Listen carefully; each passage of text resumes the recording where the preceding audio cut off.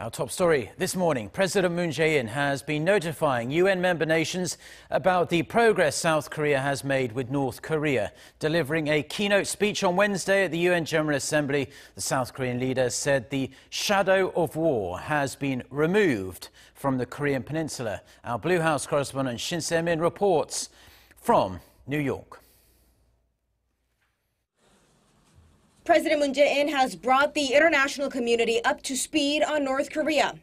Addressing UN member nations on the last leg of his trip to New York, the president spoke of the progress made with Pyongyang, from getting the regime to put down its nuclear weapons to disclosing its will for peace and prosperity in front of the world.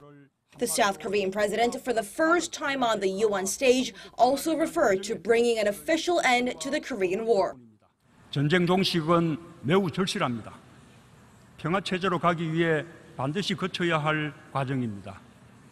앞으로 비핵화를 위한 과감한 조치들이 관련국 사이에서 실행되고 종전선언으로 이어질 것을 기대합니다.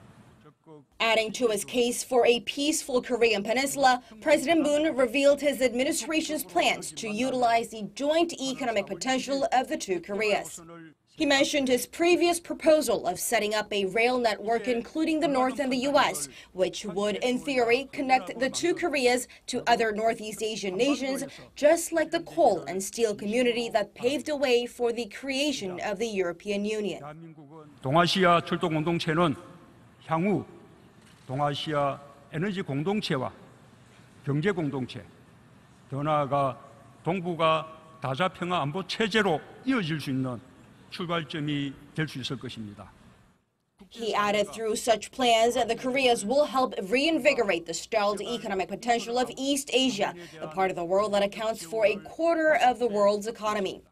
The South Korean leader also touched upon humanitarian issues, saying Korea, which suffered under Japan's wartime system of sexual enslavement, will be front and center of stamping out sexual violence in the disputed regions.